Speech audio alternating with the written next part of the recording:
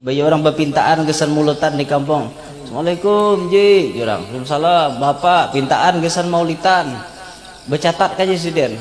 Bercatat. Nihat pang Jusiden. Orang berapa? 20. Aku 15 gen Jusiden. Awak penyugihnya 15 je. Ya la ilaha illallah. Jangan jadi orang sugih nang kayak itu. Naudzubillahi min dzalik lah. Gasan apa kasugihan pian lamunnya dipalarakan tuh gasan apa? Bakhil tuh kada baik sudah. Bakhil tuh pamalar untuk orang lain. Ada yang lebih parah daripada bakhil, namanya syuh. Syuh itu kada hanya pamalar lawan orang, tapi pamalarnya lawan keluarga dan diri sendiri. Ini asli bungulani dunia pian. Duit bata bala dalam kamar. Banyak duit nih, saka hendak nyuhut, bekulak duit, kebanyakan berduit. Tapi bila makan nukar lamungannya dua nih.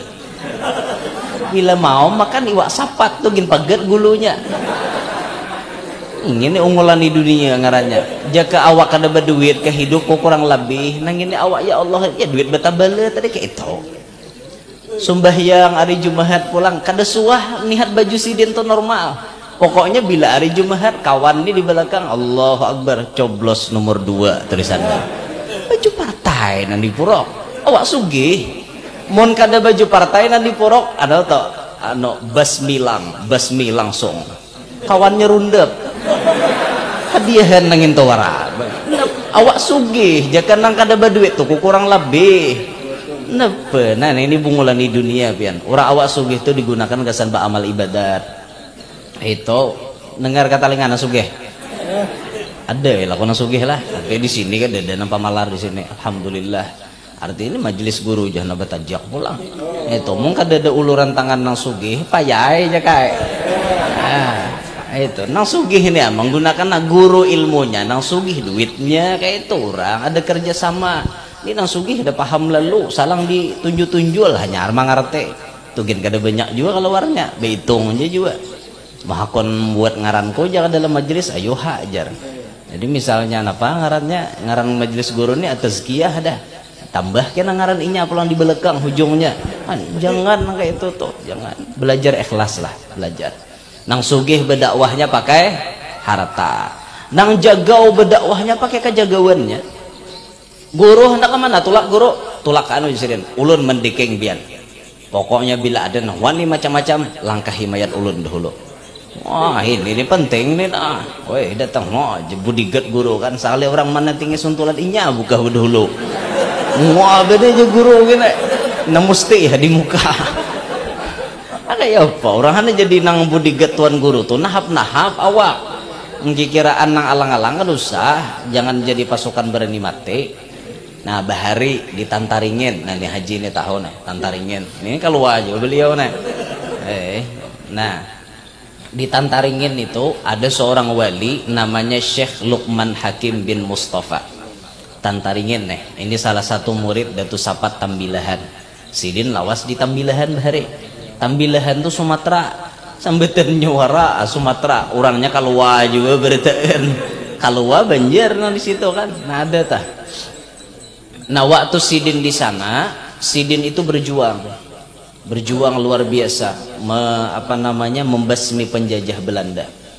Di antara karomatnya beliau itu apabila Sidin memandii orang manusia yang paling kuncut jadi manusia paling wani. Bila imbah Sidin mandii itu karomat Sidin. Pokoknya bila imbah kuboy Sidin asalnya panggayurnya toh timbul pawaninya. Nah bedil Belanda tuh hadanginya. Maryam hadanginya seorang wani lah hadangi Maryam. Paling Maryam Belina wani dihadangi. Maryam Belanda ada harapan. Buka hanca ada harapan sanggup. Namun nang anak murid Datu Luqman bahkan mandiin nah nyamah hadangi. Ayo itu zaman bahari. Ini jadi pengawal tuan guru. Nah nang taguh-taguh kayak itu tuh jadi pengawal tuan guru. Jadi nang jaga-jaga, nang kuat-kuat gunakan kekuatannya untuk membantu dakwah. Turun pada rumah qul huwallahu ahad aja, tahan dipukul, tahan dipahat. Berkat la ilaha illallah Muhammadur Rasulullah. Itu aja sudah. Padahal kada nyambung bang. Qul huwallahu ahad itu kan mengisahkan Allah Ta'ala Maha Esa timbul, tahan dipukul, tahan dipahat. Ya kada nyambung. Kada nyambung tapi betul orang kabul. Kabul pun orang. Kayak itulah arwah kai bahari itu. Arwah Kiai Bahari kan veteran beliau, masuk pejuang melawan Belanda. Arwah Kiai Khalidi nama Kiai ulun, nama nini ulun Banjar. Jadi bila ulun nak ke Banjar kada lapah beupang di paninian sampai ke Banjar dah. Nini ngaran Banjar.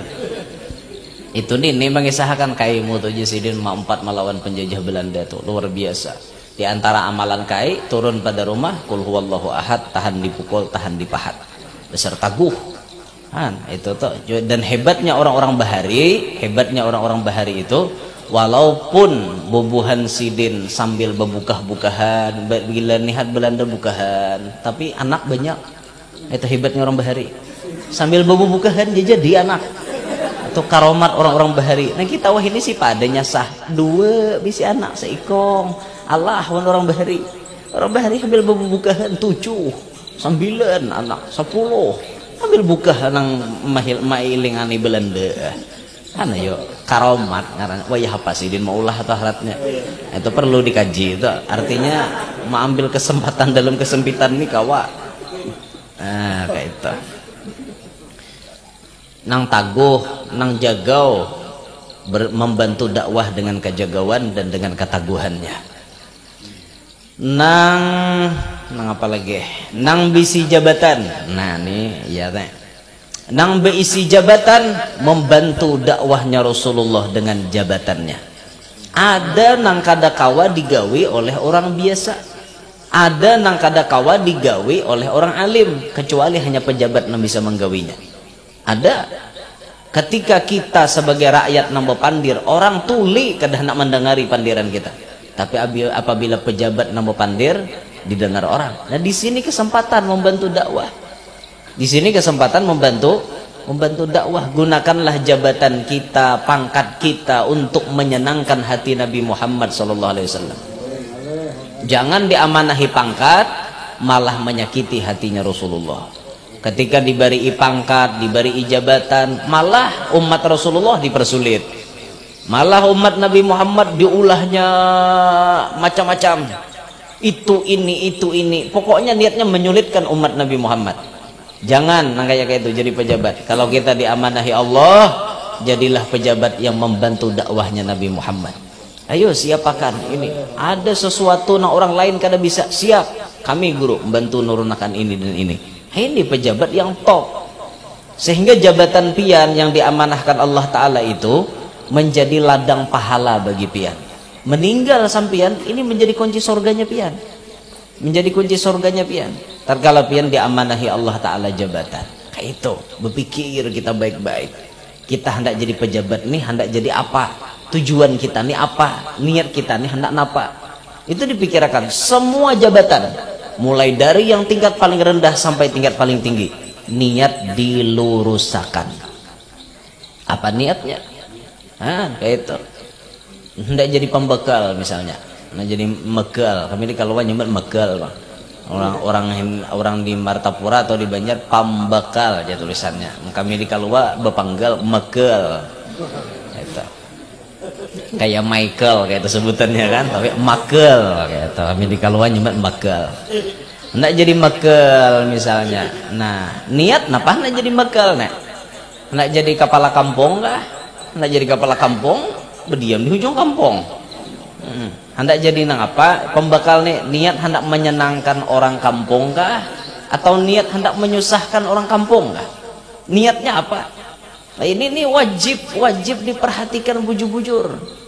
Jangan sampai niat kita salah. Hanya ram hendak mencalon sudah dah hendak bertinjak. Bila aku duduk kena coba hak. Kawar atau berataan ku tinjaki semuaan ku ganti ya nak. Belum lagi duduk hanya rah nama calon sudah niat namu dimudil awaknya datang hendak berarti tinjak berpikir renjah kayak itu tuh nang tahu urusan catatan terdahulu tuh orang terdahulu jangan hendak disipak-sipak kekaina besi sipak dulu. Ini rumus itu perlahan-lahan dulu. Jangan langsung bersisipak. Ini langsung hendak bersisipak aja gawian. Berdakwah kayak itu juga berdakwah biar. Berdakwah itu jangan langsung bersisipak. Seorang nih hanya datang ke benua orang. Jangan bersisipak.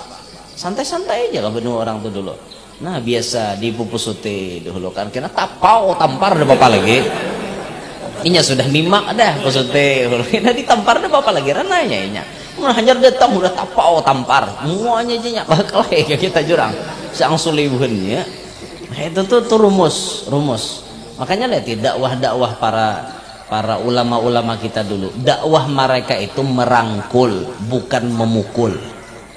Itu sistem dakwah, merangkul bukan memukul.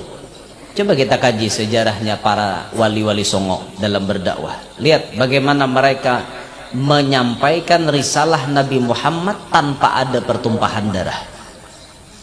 Lihat ya bagaimana mereka berdakwah. Misal kayak Sunan Kudus misalnya. Sunan Kudus diutus ke daerah Kudus. Berdakwah di tempat yang paling banyak orang Hindunya di sana. Lihat bagaimana Sunan Kudus menciptakan kedamaian, menciptakan ketenangan ketika berdakwah. Kada bisa membuat onar. Orang-orang Hindu menganggap sapi itu binatang yang suci. Sampai ada tradisi India kono itu hancing dan tahi sapi berberkat. Jadi bila hancing sapi itu ditanai tang muasakan berkah.